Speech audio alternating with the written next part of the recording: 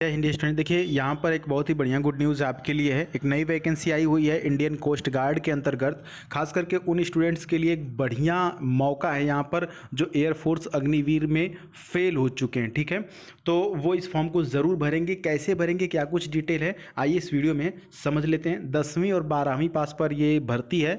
जो लोग एयरफोर्स में नहीं भरे थे वो भी इस फॉर्म को ज़रूर भरेंगे। डिटेल्स समझते हैं। तो यहाँ पर हम ऑफिशियल नोटिफिकेशन जो है कि जारी किया गया है ज्वाइन इंडियन कोस्ट गार्ड की तरफ से। इसको हम ओपन कर चुके हैं। मिनिस्ट्री ऑफ डिफेंस आप देख सकते हैं यहाँ पर लिखा हुआ है सितंबर 2022 लिखा हुआ है ना, 8 सितंबर 2022। तो यहाँ पर आ जाते हैं। देखिए यहाँ पर एजुकेशन क्वालिफिकेशन की बात कर लेते हैं डियर स्टूडेंट। यहाँ पर जो वैकेंसी है ना वो 3 स्टेज में। पहला है यांत्रिक नाविक है जिसको जनरल ड्यूटी के नाम से भी जाना जाता है। दूसरा नाविक है जिसको डोमेस्टिक ब्रांच कहते हैं और तीसरा है यांत्रिक।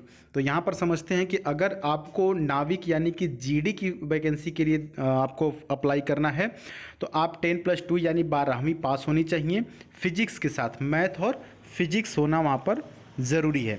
दूसरा है अगर नाविक यानी कि डोमेस्टिक ब्रांच के लिए आपको अप्लाई करना है तो 10th पास होना चाहिए, मतलब 10वीं पास होना चाहिए। यांत्रिक के लिए भी 10वीं पास होना चाहिए। ठीक है, तो ये तो हुई आपके लिए एजुकेशन की क्वालिफिकेशन। आगे बढ़ते हैं और कुछ डिटेल जानते हैं जो कि एज का जो सबसे बड़ा फैक्टर रहता है। एज में देखिए मिनिमम जो है कि 18 साल आपका होना चाहिए और मैक्सिमम 22 साल एज होनी चाहिए। ठीक है, और देखिए नाविक के लिए, जीडी के लिए और डीबी के लिए, दोनों के लिए देखिए जो डेट एग्जैक्टली है ना 1 मई 2001 से लेकर के 30 अप्रैल 2005 के बीच का आपका डेट ऑफ बर्थ होना चाहिए। और ये दोनों डेट भी शामिल हैं, यहाँ पर लिखा हुआ है। दोनों डेट का मतलब कि किसी ऐसा स्टूडेंट है जो है जिसका एज ही है 1 मई 2000, जिसका डेट ऑफ बर्थ है 1 मई 2001, वो भी इस फॉर्म को भरेगा। और जिसका डेट ऑफ बर्थ है 30 अप्रैल 2005 वो भी इस फॉर्म को भरेगा। ठीक है, तो चलिए बाकी वैकेंसी डिटेल देख लेते हैं। तो यहाँ पर नाविक जनरल ड्यूटी जो है वो टोटल 225 वैकेंसी है। नाविक डोमेस्टिक ब्रांच के लिए यहाँ पर 40 है। उसके बाद यांत्रिक जो मैकेनिकल है उसके लिए 16 है। इलेक्ट्रिकल के लिए 10 है और इलेक्ट्रॉनिक्स के लिए यहाँ पर 9 वैकेंसीज़ हैं। ठीक है, तो ये टोटल वैकेंसी का आपके सामने डिटेल है।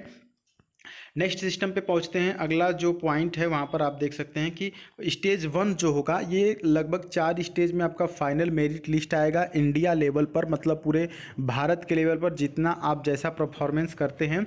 बाकी के 3 स्टेज में, चौथे स्टेज में आपका मेरिट लिस्ट जारी किया जाएगा। ठीक है, स्टेज 1 में आपका रिटन एग्ज़ाम होगा और रिटन एग्ज़ाम का जो रिजल्ट है स्टूडेंट वो 1 महीने के बाद आपका डिक्लेयर किया जाएगा। उसके बाद स्टेज 2 होगा। ठीक है, सेकेंड में आप देख सकते हैं कि फिजिकल फिटनेस होता है। 1.6 किलोमीटर आपको दौड़ना होता है, रनिंग करना होता है विदिन 7 मिनट, 7 मिनट के अंदर। और उसके बाद 20 जो है कि स्क्वाट्स अप्स करना होता है, यानी कि उठक बैठक 20 ठो करना होता है और 10 ठो पुशअप करना होता है। वही एयरफोर्स वाला जो है वो सेम है। ठीक है, एयरफोर्स में भी ऐसे ही किया जाता है। इसीलिए मैंने पहले ही कहा कि जो अग्निवीर एयरफोर्स में फेल हो चुके हैं वो लोग इस फॉर्म को भर करके अपना सपना पूरा कर सकते हैं डिफेंस में जाने का। हाउ टू अप्लाई यहाँ पर देख सकते हैं कि आपको ज्वाइन इंडियन कोस्ट गार्ड की ऑफिशियल वेबसाइट पर आपको अप्लाई करना है या sarkariresult.com से भी आप जा करके अप्लाई कर सकते हैं। वहाँ पर भी वो लोग लिंक जारी करते हैं। ठीक है, अब देखिए यहाँ पर आगे भी 1-2 पॉइंट है जो कि देख लेते हैं। जैसा कि हमने बताया कि 1 महीने बाद आपका रिजल्ट आता है। और देखिए जो एग्ज़ामिनेशन फ़ी है वो 250 रुपये यानी कि 250 रुपये आपको फ़ी पे करनी होगी इस फॉर्म को भरने के लिए। ठीक है, एग्ज़ाम सिटी आप अपने हिसाब से चूज़ कर सकते हैं।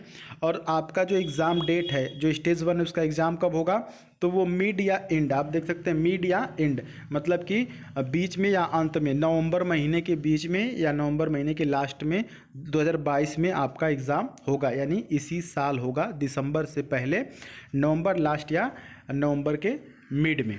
ठीक है, स्टेज 1 आपका एग्ज़ाम होगा। तो ये कुछ रहे। जैसे कि हमने बताया कि रिजल्ट आपका 30 दिन के बीच में आएगा। देखिए यहाँ पर लिखा हुआ विदिन 30 डेज़।